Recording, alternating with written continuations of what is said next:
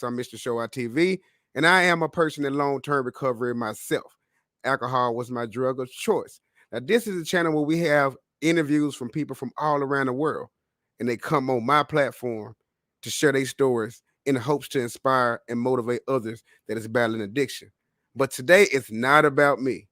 Today is about this one wonderful woman who will be up here sharing her story today. It's a very, very real story. It's what a lot of people go through. So I would love you guys, but this is the time for you guys. So right now, if you brand new to this channel, I would love for you guys to hit the subscribe button. We will appreciate your subscription. This family, my audience, and everything is growing very, very big, and I would love for you guys to continue to grow with us and learn with us. So hit the subscribe button, and also make sure you hit that thumbs up button, hit the like button for the YouTube algorithm. We finna get right into it. Are y'all ready? Let's go.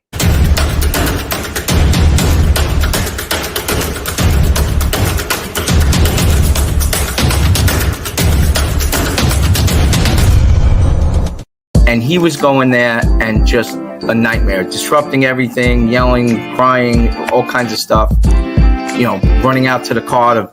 So if this y'all first time to the channel, I would love for you all to go watch the recent interviews or the latest videos we did back in the day with Richie also. What's up, bro? Yo, what's up? I can't call it, man. It's another beautiful day. I have a way of navigating my way through triggers, but in the process of recovery, I've picked up a lot of tools, and I've latched on and jumped in the back pockets of people with more experience in recovery. And when I have those triggers, I pick up tools. Now, this is Mr. Show Out TV, my podcast, where we talk about addiction, but we try to come up with solutions. We try to come up with ways that we can actually help people that is battling addiction.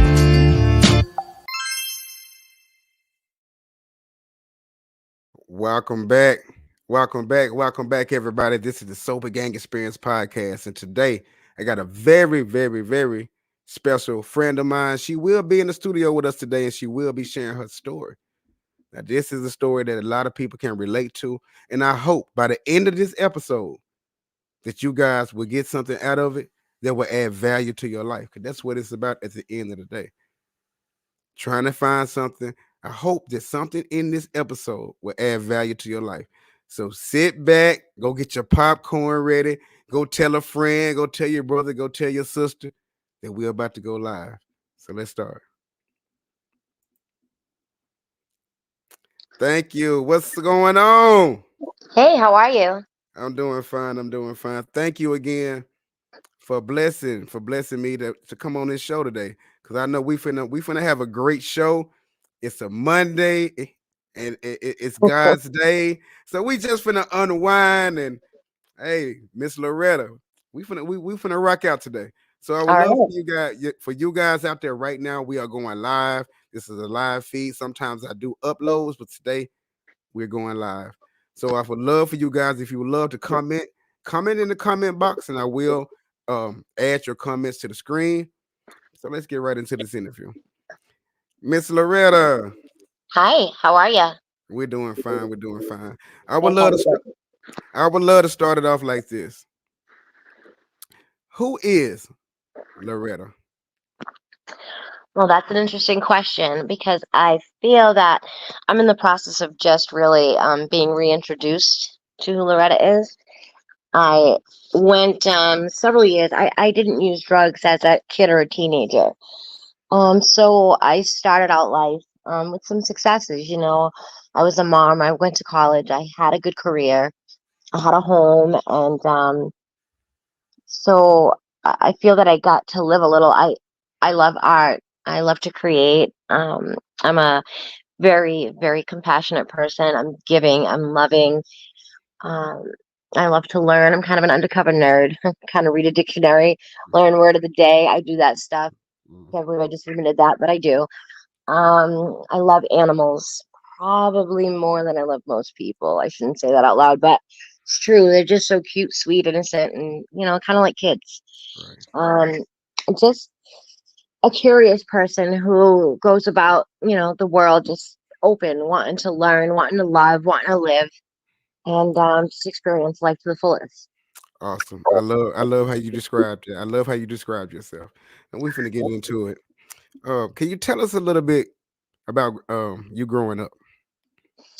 Well, growing up, I come from a single parent home. My mom was 18 years old and she had my sister and myself.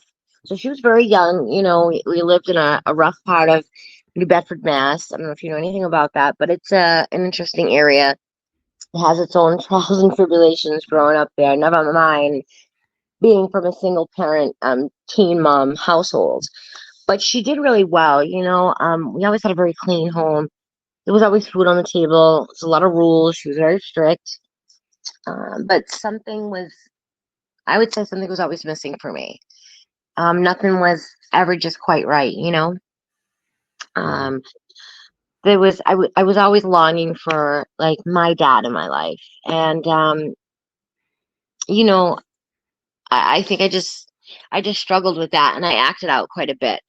So I had some issues and I had ADD. So I was kind of all over the place. I was that kid that nobody wanted to be around because I was bouncing off walls. They were like, oh my God, here she comes. I think a few people probably still say that, but I'm all right with it. Oh I yes. processed. I'm good. Oh yeah, we good. We good. No, Absolutely. no, but definitely, I was extra. Right. Right. Right. So we're gonna get into when you was a gymnast, Hmm. you had a shoulder injury and Yes. you was prescribed medication. Can you Hmm. tell me, is that how your addiction started? Can you dive into that a little bit? Yes, 100%. I never understood addiction. My dad, he's a recovering alcoholic now, but Mhm. at the time he was active, and I never understood it. I couldn't get why he chose to love alcohol more than he just chose to love me. That's how I viewed it because I didn't have a true understanding of the disease. And I had some injuries, and I had to get a couple of shoulder surgeries.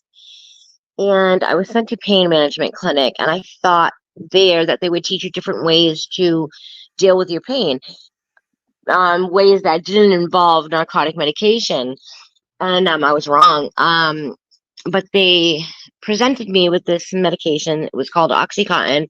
I had never heard of it. It was pretty new. This was back in 1997. They said it was safe, non-addictive, and you know, I was from a school where you trusted your doctor. You trusted people in churches. You trusted cops. Back then it was kind of there were certain people that came with trust to you, and so I trusted my physicians and took those meds, and very quickly I understood what addiction was. Right. Because it don't take long. It don't take long because once you get a, pretty much once you get hooked on it, and once you pretty much start, it takes Yeah, control of your body. You know what I'm saying? You go from one point where, okay, I need it for my pain. yeah, It helps me out to the next point. It's like I need this all the time now. yeah. And it So was a time in my life where it was a perfect storm for me to not be cognizant of what was really happening. I um I was in a very abusive relationship, so I think that those meds they didn't only take care of the physical pain, they took care of mental and emotional pain as well. That I was pretty new to dealing with and pretty uncomfortable with, and that med there was like a solution for me at the time. I didn't I never realized it was going to get like it did, but dealing with medication like that, what happens is you're always getting the same amount. You're always getting it as pure, as clean, in the same amount all the time. So your tolerance grows exponentially, and it's just so fast, and you don't even realize it. And before you know it, you're just done. wow, wow. How did your addiction really just start? Can you explain the process from getting your medication to your injury to the developing the addiction? Well, I would say that, like I said, I was dealing with some pain in my home. Hmm. So I think there was part of me that I will tell you something about me. I'm very comfortable with I'm Portuguese, so Hmm. I'm very comfortable with expressing anger. If I'm pissed off at you, I can tell you I'm fine. Right. But if I'm sad, I don't like vulnerability. I don't like to cry. And I don't do well at expressing that. Right. So I think that it was just easy for me when I would take those meds. It would, like I said, I didn't feel physical pain, but I didn't feel mental, emotional pain. I just felt great. I felt like a new person. I got all this energy. I felt good. Just everything felt good. It's So kind of sad. yeah, it's kind of seemed like in a way, it really do take away a lot of the things that we have going on with the outside world. You know what I mean? A lot of times, when we're in our addiction or we have an addiction, that really what comes along with it. It Yeah. takes us. It's an outlet. Mm-hmm. It takes us away from the BS and the bullshit Yep. that's going on, and it get into our comfort zone. Mm-hmm. So, was there any other drug besides the medication that you tried? So like I tried cocaine, not a fan. I'm already kind of hyper as I shared, so and then alcohol, I can be a little angry Portuguese, so it just wasn't anything I really went to. Right, Marijuana, I did have a very long-term love affair with marijuana. I will say that. right, right. Sure. Marijuana's still around. I think marijuana go be around for a long time. Especially right Yeah. now with the medicinal uses of it and Yes. everything like that. So I think that's gonna Yeah, be and I around for a long time. I probably would get some slack for this, but I believe in medical marijuana. I Oh think that yeah. it works for a lot of people, and I think it's a good thing. And I think any way you can get away from big pharma, Oh is a yeah. good thing.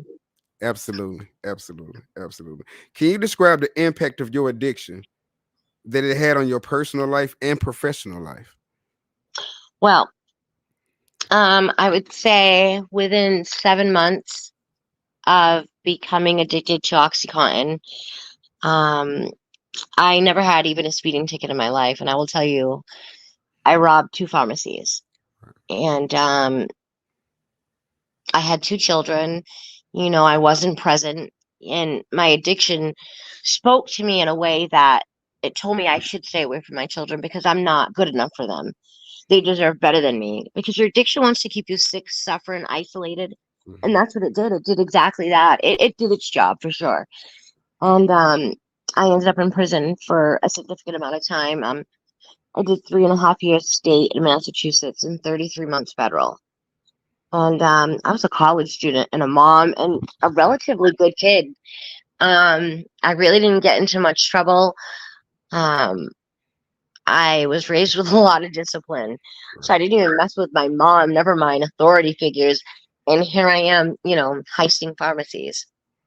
And it affected me greatly. I remember when I first went in, it was to Bristol County House of Corrections, and I just sat on the floor in that cell, like pulling my hair out because my youngest son was 15 months old. And I just thought, like, wow, what did I do? Because now I'm sitting with self completely. So all those feelings, mental, physical, emotional hurt, and were there. And now everything with what I've done is present, and it was awful. It was awful. My kids deserve so much better. I have two wonderful boys, and um they deserve so much better, and I didn't give it to them. At that moment when you was in jail and you were reflecting on life and things of that nature, did you feel like at that moment that everything was just spiraling out of control? Absolutely, absolutely. I felt I had no control, and I think it's important to mention that with women and with myself, mental illness plays a big part in addiction, trauma, and whether it's depression, anxiety. I have my own diagnoses, which we won't get into, but I just want to point out that it plays a huge part. And you can't have one be okay and the other not. They've got to be worked on together, or else things fall apart. And so it's extra tough. And I think a lot of women would relate to that, and possibly a lot of men. I don't know. I'm not a man, so I Mhm. can't really identify with what they may think or feel or things that they necessarily go through. But Mhm. I know that women, it's something like 93% of women that have addiction issues also have mental health issues. So it's a struggle, and it's something that needs to be addressed together. Yes, and I'm gonna reflect on that and piggyback off of what you said Hmm.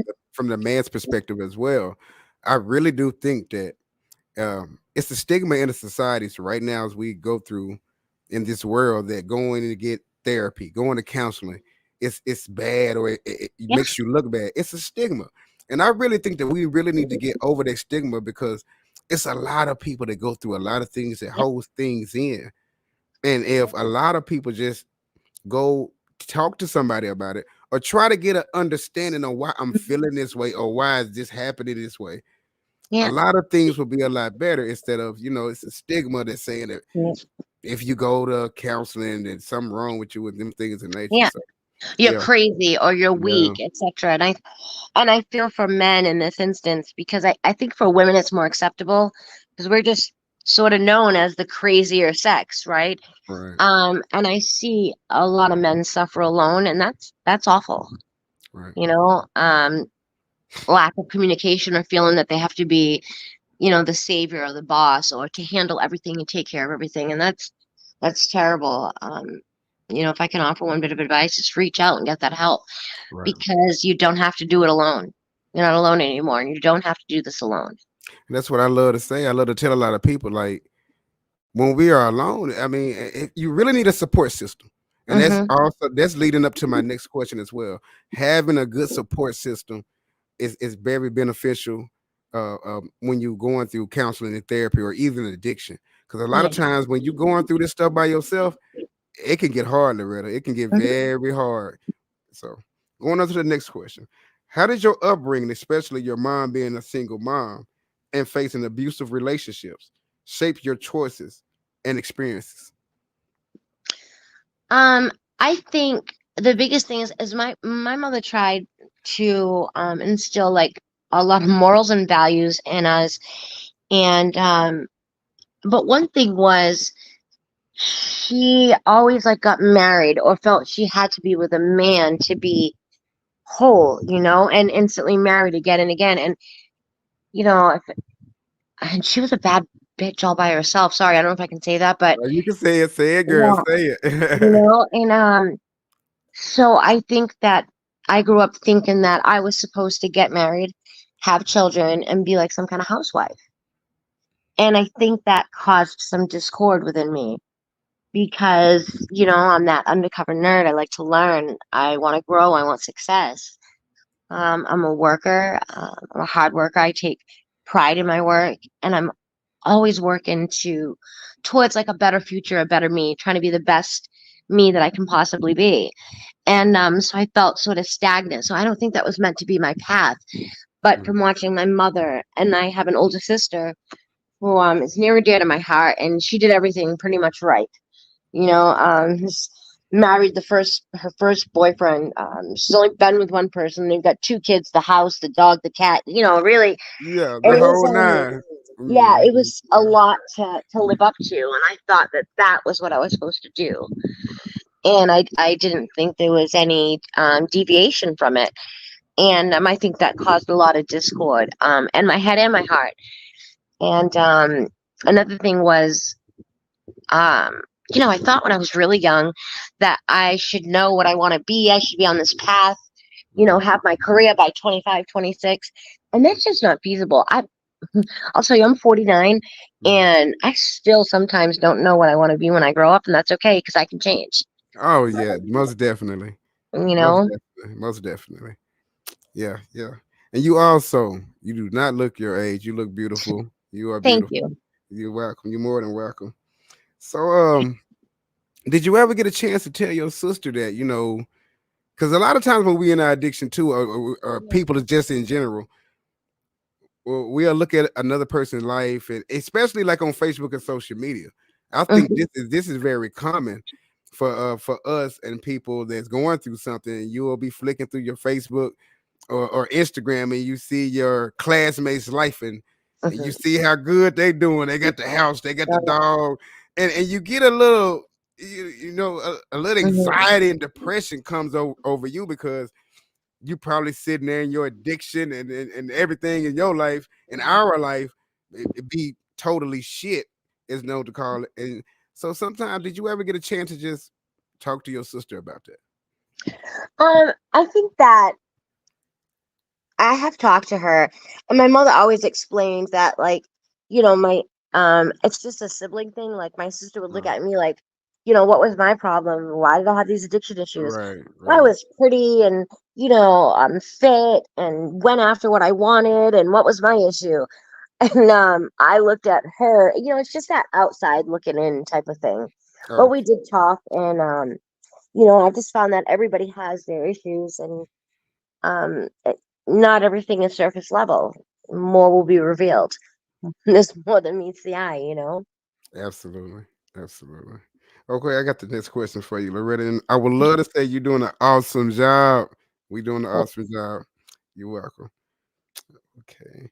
Can you talk about the challenges you face being involved with someone in a crime syndicate, and how did this influence your addiction and your recovery? Well, so I would be driving in college, and I felt like I was being followed. So I went around a rotary, and I just kept going around the rotary, and I figured out I was definitely being followed. And it bred a lot of stress and anxiety. And, then I was approached by like federal agents and questioned and things that I just wouldn't talk to them. And, they made a lot of threats, and they operated on a not so upfront level. So it instilled a lot of fear in me, and it drove me further and deeper into my addiction. At that time is about when the pharmacy robberies happened. All Mhm, that was happening. mhm. I just felt like I had no control over anything. I felt that I didn't like where I was going in that handbasket. At that moment in your life, did you really just look at yourself and is that when it just finally hit you and you was like, you know what, man, what am I doing here? I'm up here doing this. Um, things got to change. When did it click in your mind that I need to change some things in my life? uh God, I'm really stubborn, so it Mhm. took a while. In my 20s, I would have argued with you till you was blue in the face that I wasn't an addict, that my doctor gave me these meds, and I was doing what I was supposed to do. And I look back at that now, and I was like, geez, well, you'll get there, don't worry. Keep coming. um it took me a long time to really get out of my own way and see the hurt that I was causing to other people. And not only to other people, the fact that I wasn't allowing myself to live the life that I should live, that I Mhm. deserve to live. I didn't think I deserved it, though. I didn't think I deserved to be called mom. Like, Mother's Day, I felt was for every other mother, not for me. I just felt awful. I felt awful.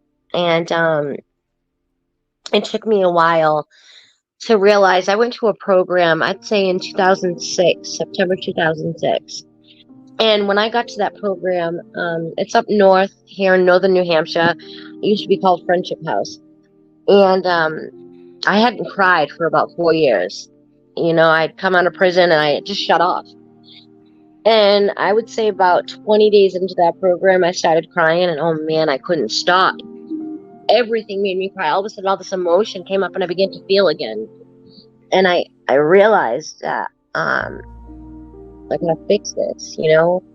I gotta Mhm. work towards this. And not saying that even that was the end for me, because it wasn't. It All right. wasn't. I was definitely a chronic relapser, and I'd do well for a while, and then something would get off. And I was prescribed medication for mental health issues, and when I started to feel better, and I'm sure many people can relate to this, I would stop taking them. I feel good. I don't need these anymore. Right. And within about 1 to 2 months, I was off. I'd fall off. I would like this. So let's get into this subject right here because I know you touched on it already. But what are your thoughts on mental health and addiction? I really think that it, it's tough, especially trauma. Trauma changes who you are as a person, changes how you develop or how you would have developed, normally, quote unquote. Because you develop all these coping skills, that seem healthy at the time or that work for you at the time, but that really aren't healthy. And they don't work. They don't work in the real world, but they worked for you for so long, they become habitual. And I'm a very loyal person. So not only was I loyal to other people, but I was loyal to my thoughts and feelings, and thought by changing my mind about how I feel about certain things that I was being phony or, just not real. And I had a really hard time with that. And I think that almost all programs should be dual diagnosis, because there's something that pops up, whether it's, mild anxiety to, clinical depression. There's always something that pops up that goes hand in hand with addiction. I certainly didn't say when I was a little girl on career day that I wanted to be a junkie when I grew up. Never. I had dreams, aspirations, I had goals. I was driven, I was headstrong. And it all fell apart. Mental illness kind of comes on, either in your adolescent years or early 20s or with a big event. For me, it was when I had my son, is when I really started to experience some issues. And it was overwhelming, and I didn't know what was happening to me. And because there was such a stigma, especially back then with it, it wasn't really talked about. So I just thought, like, oh my God, what's wrong? I didn't know what was going on, and it was very scary. And I retreated into myself. I don't know what would happen if somebody would have noticed something and put their hand out and tried to help me along the way. I'm not sure. But I can say that I don't regret the path I took, because it made me who I am today. Right. And I can tell you, I am a good woman. Yeah, most definitely. I am a good woman, and I know that. And one thing about us addicts or alcoholics is we know we have things to work on, and so we work on them. You see people walking around out in the world that think they're just fine. I'm like, shit. Right. Right. We possess an awareness that, the common man doesn't have. And so I can't regret that. Absolutely. And I would love to say this right now. You are a wonderful person, man. If ain't nobody told you that today, I would love to say that. Thank you. And don't let nothing. I know we go through a lot of shit, Lorretta. I mean, don't let nobody take that from you. You stay positive and you stay solid. That's what it's about, right? We need way more people like you.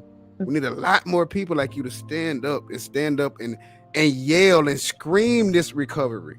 Yeah. Because it's a lot of people that's in a dark room, so we're quiet, and they're not saying anything. They're just going through this shit alone. You know what I mean? So that's one reason why I created this channel, for them people. I love to speak for the voiceless, for the ones that don't want to speak for themselves. And I hope that there's somebody out there right now, you watching this right now, and you don't have an outlet. This is your outlet right now. I'm letting you guys know my platform is dedicated exclusively to help y'all in addiction. I know how hard this shit is. I battle this shit. And man, with me and Lorretta and what we are trying to do, we are trying to inspire and motivate a lot of more people, man. Because addiction, it is tearing up homes, it's tearing up families, it's tearing up everything every day. We will never be able to stop the war on drugs and crimes. That ain't what we're trying to do. But if we can inspire one person today, we're doing our job. And I would love to say thank you, Lorretta, because you are an awesome person, inside and out. And I can see that smile. You're glowing. I can see that glow on you, girl. Hey, you're doing an awesome job. We're gonna continue to go on. Okay, what were the pivotal moments or turning points that motivated you to seek help for your addiction? Well, I will say something that helped me along the way, and I would have kicked myself for saying this a couple of years ago, but I gotta say it because it's true. So I, of course, ended up on parole and probation, and I had a PO that all of a sudden was just amazing. You know, she was real, down to earth. She spoke to me like I was a human being, not, something on the bottom of her shoe. She treated me with dignity, honor, and respect, and that made a huge difference. And she suggested to me drug court. And at first, I thought to myself, no fucking way, no way. But I got involved, and as much as it's been difficult, and sometimes they get on my nerves, but they've been wonderful. And I don't think I would have had the help and the direction to attain the successes that I've had without them. They're great, and I feel like I'm indebted to them forever, because they've really helped me along. They've given me some guidance, because sometimes I just don't know. I'm a pretty intelligent woman, but sometimes something right in front of me, I don't see it. It's insane. And they're just there, like they've guided me and helped me along the way and been there for me and told me they're not giving up on me, and all that stuff matters. It does. You're right. You know, when you're feeling like you're not anything and you don't deserve anything and you'll never be anything or have anything, you can really sink, into the depths of depravity. Yeah, but I've got these people behind me saying, no, you are something. Yeah. And you're going to get better, and you're going to do better, and you're going to keep moving forward, and you're going to be a force to reckon with. And you start believing it, So I'm super grateful to them. I really would have kicked myself a couple of years ago for saying this, but Go say it. Go say it, girl. Girl, let it out. Let it out. I'm grateful to drug court and my PO and the participants within it. I learned most of what I learned from my peers. Right. The meetings. I've done Smart Recovery, AA and NA and all of it, and I've done a lot of groups. I do so much self-help stuff per week. Mm-hmm. Because it started to make me feel good, and so I chase it and I go for it. And I also I do a schedule because for me in addiction, I was all over the place, and I'm really not good with time management. I don't know if anybody else has that issue. I suck at time management. Right. And so I create the schedule, but within that schedule, I schedule things for myself, like self-care, whether it's go get my hair done or take a bubble bath, whatever, big or small. I schedule myself in that schedule because we have to remember to take care of ourselves. Absolutely. I'm one of those people, I'll take care of everybody else and sacrifice myself. So I schedule it and follow that schedule. Absolutely. That's amazing. Look, man, you're an awesome person. I like this. But do you think that sometimes the things that we go through in our story, do you think that what makes us? Because a lot of times, because I heard you said in this interview, you said you wouldn't take anything back because that who shaped it and molded the person who you are today. Do you think that's correct for a lot of people? You know what I mean? I do. I really do. I will say that prior to dealing with any kind of addiction or doing all this work on myself, I was I could be a jerk. Right. I could be judgy and just kind of an asshole. Right. And, I don't operate that way now, because I remember a girl came to me in the prison and she was in tears, and she said something that apparently I had said to her way back, and I was taken aback, but I felt really bad that Jesus, this girl has sat with years with me saying something to her. She sat with that for years without hurting her. I don't want to be that person. People have enough to deal with, Right. It doesn't cost anything to be nice. Try it out. Right. It's okay.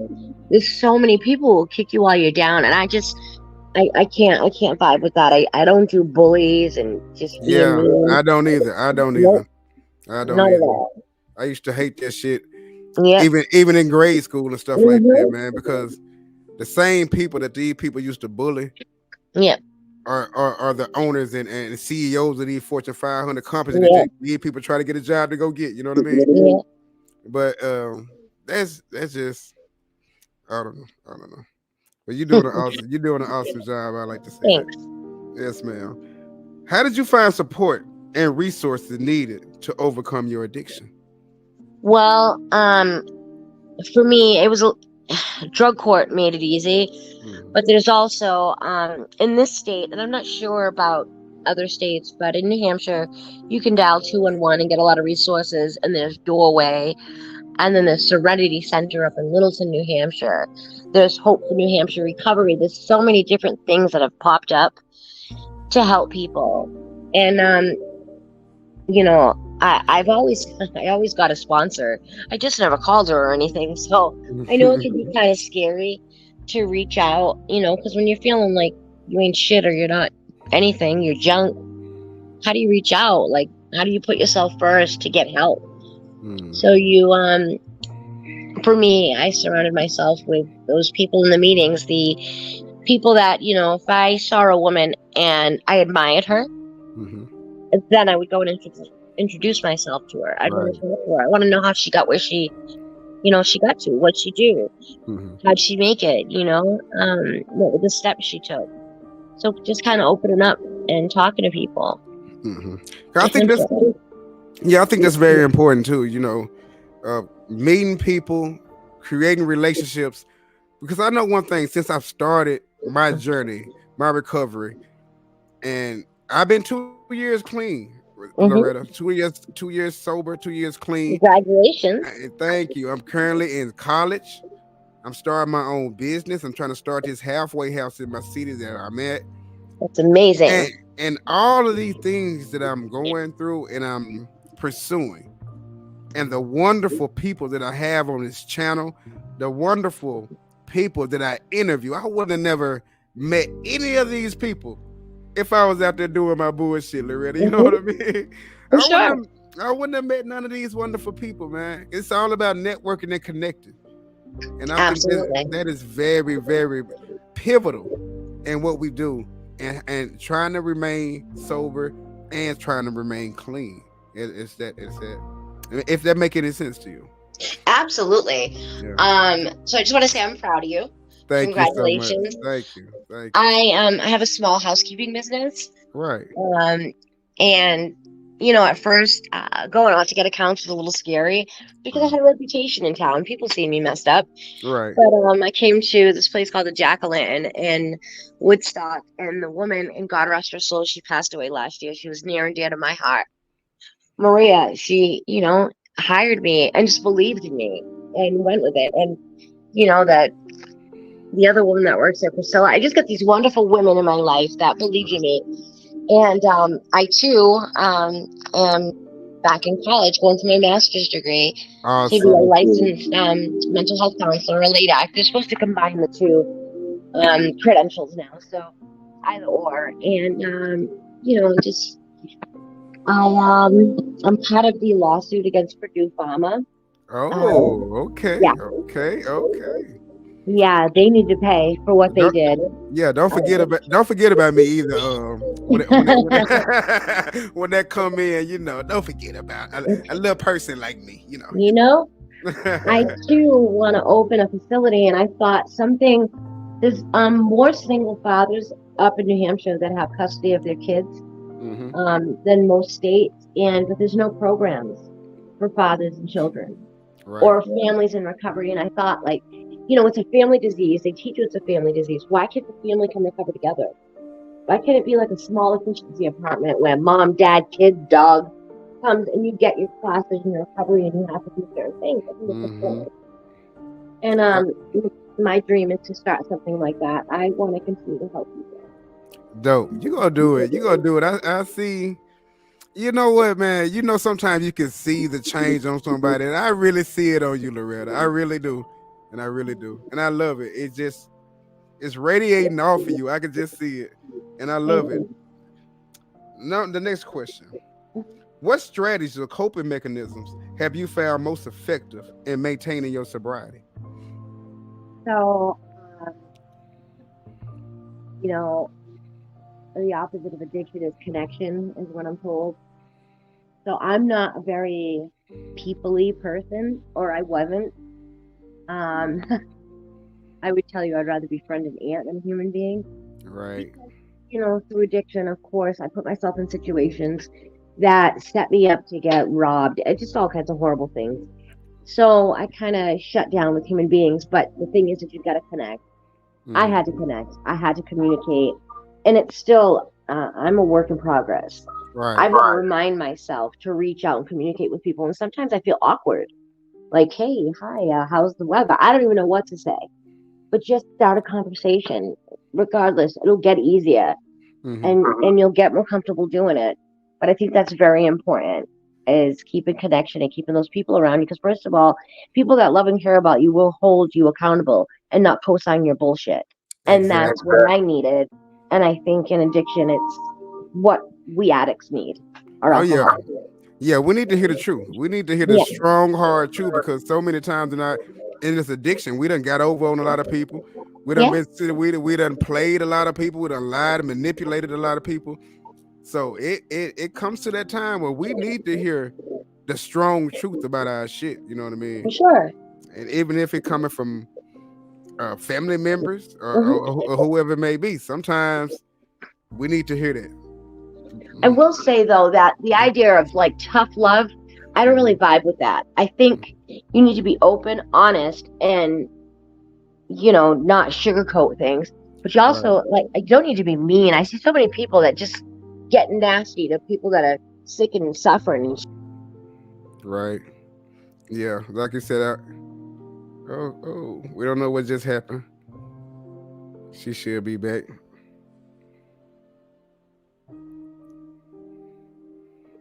There she go. I told y'all this is a live stream. Make sure y'all hit the like button.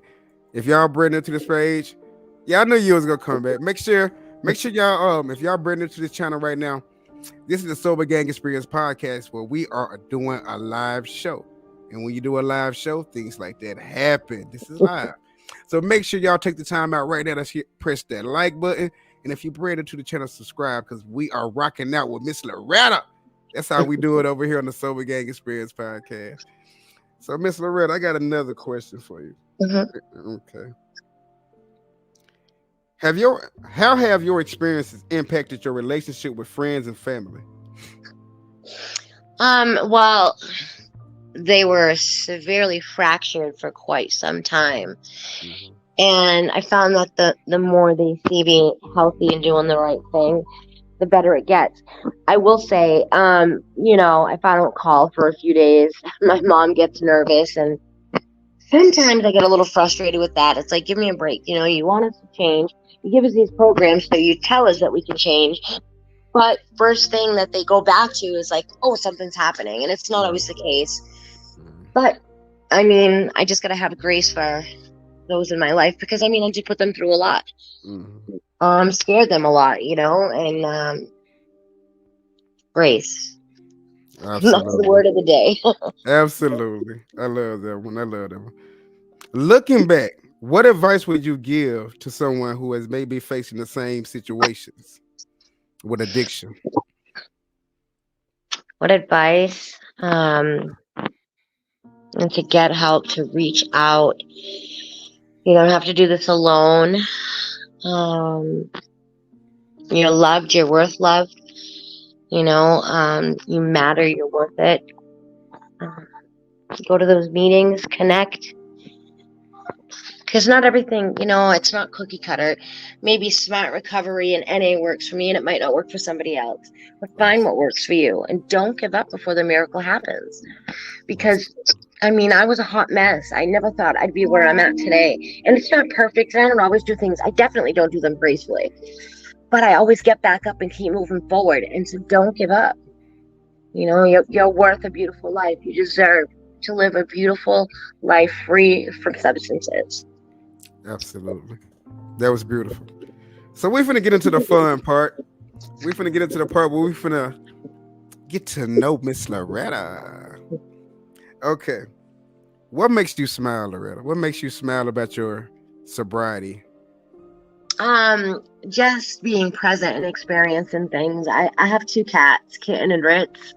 And Ritz is kind of a spaz, and she does something and I'm cracking up.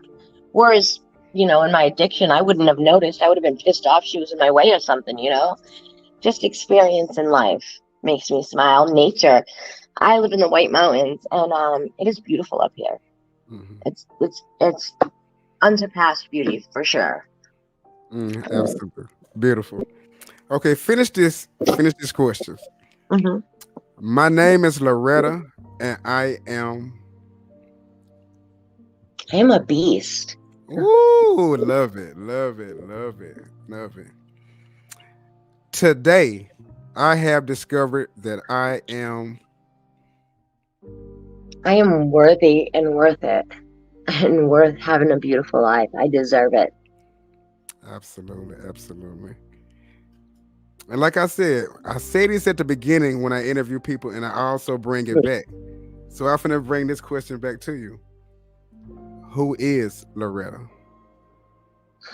Well, I mean, I guess simply I'm a mom, I'm a daughter, I'm a sister, I'm a girlfriend, I'm an artist, I'm an animal lover, I'm compassionate, and I got a really big heart, which is a beautiful thing, but it can be my greatest detriment. I got to be careful of that. I'm learning to live life on life's terms. I'm striving to be the best me I can be.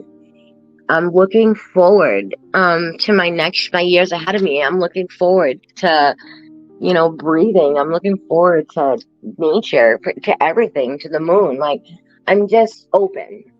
Right. I'm very open to experience in life, and I'm happy about it. Absolutely, absolutely. I'm telling you, you're on the right path. And regardless of what goes on, Loretta, you keep your head up, you stay focused, because we need more soldiers and more strong people like you. We need this. So I'm a fan of yours. I'm always have your back. If you need anything, just give me a holler, man. Just give me a holler, and I would love to have you on the panel discussions. Because we have a group of people. Sometimes it's maybe 6 or 7 of us, and we have various topics, and we love to discuss things about addiction. So I would love to have you on that as well. I'd be honored. So, yes, ma'am. So what does the future hold for Lorretta? The future, that's wide open. I hope to open a recovery center, like I said, for either families or fathers and children, because they're programs for women and children, but not dads and children, and that's just a shame. And I really want to give back to the community that so freely helped me attain this recovery thing. It didn't cost me anything. I just came in and I was welcomed with open arms. So for me, it's time to get on the other side and open my arms to others, to the sick and suffering. Absolutely. I want you to look at me, Lorretta. Look at me. Mm-hmm. You are worth it, okay? Don't let nobody take that away from you. You go out there, you fight every day, you stand solid, you stand strong, and you be determined. Don't let this shit deter you, man. Don't let this shit deter you. You know your worth. You are Phoenix. You rise above all this shit, man. I am the Phoenix. Rise above all this shit. We gonna stand tall at the end of this shit, Lorretta. And when the smoke clears, we'll still be here. So I salute you. And hey, I got your back 100%. Whatever you need, just give me a holler. Okay, we gonna try to end it. I know I could talk to you all day almost. See. Is there anything that you would love to tell somebody out there that is struggling, that don't know how to express themselves, don't know where to turn to? Can you give them some words of advice? Just one foot in front of the next. You just got to reach out. If you can do that, someone's going to hold your hand through the next steps. You know, and I know it's difficult. It took me a long time to do it. But if I could even give my former self some advice, it would be to reach out sooner, because it takes me 10 times longer to get anything too. Absolutely. I love that. And that was heading to my next question. If you can talk to the old Lorretta, Hmm. what advice would you tell her? I love you. You're worth it. You know, you matter. You're important. Don't feel any different. Life circumstances got you down, but don't let them continue to get you down. Just keep moving forward, you know? Amazing job. Amazing job. Thank you again, Miss Lorretta. There you Well, have it, thank everybody. you. There you have it. Let's give Miss Lorretta a round of applause. And thank you again for giving me this opportunity to interview you. This was an awesome live stream. And we're going to connect more often. Um, I got a lot of things that planned in the future that I would love to have you to be a part of. So thank you Absolutely. again. Thank Thank you. you so much. I'm very grateful you do what you do, and thank you. It's Thank amazing. you. We will talk again. Okay. All right. I'll see you later. Bye. Have a good day. You too. There you have it, everybody. There you have it. Look, I can't make this up. This is the Sober Gang Experience podcast, you guys. We reaching people, we helping people, we are motivating people. We just trying to touch people, man. That's it. That's it. If you like any parts of this episode today, if you like any parts of this content, make sure you give this video a thumbs up. Smash that thumbs up button. Share this live stream, you guys. This is inspirational. I know y'all be sharing a lot of this other bull crap that be on YouTube. Share this. Share this on your Facebook, on your Instagram, man. Because we are really trying to inspire and motivate those battling addiction. One episode at a time. I would love to give a big old shout out to Lorretta again. She is a wonderful woman. And I'm glad that we connect on social media. And I asked her would she come to this platform, and she said yeah. So that is what we're doing, everybody. We're reaching out to people. We're making some wonderful connections with people, and these relationships can last a lifetime. Thank you guys for rocking out with me today. I'm Mr. Show Out TV, and you know how I do. Y'all know I bring that fire. Y'all know we stay lit over here. So make sure you subscribe to the channel and hit that notification bell. It's right beside the subscribe button. Tap that notification bell for all videos. Something should pop up when it say all. So click all so you'll be notified whenever we drop new content. Y'all know how I do, man. Peace and love and happiness. And like I said, I would love to give another big shout out to Miss Lorretta. She did an awesome job, man. She did an awesome job. Because I know sometimes it could be a little scary when people come up on here. But hey, she stood up and she did what she had to do. We go on this end it on that note. Subscribe, like, and share. This is Mr. Show Out TV. And I'll see y'all on the next one. Welcome to Mr. Show Out TV Recovery and Addiction YouTube channel, where we hope to inspire those battling addiction. Please subscribe and like the channel. Make sure you click the notification bell to get notified whenever we broadcast. Thank you and enjoy the show. To support the channel, you can send donations to Cash App $Mr. Show Out TV. So please don't wait, subscribe now. Together we can help and give inspiration to millions of people.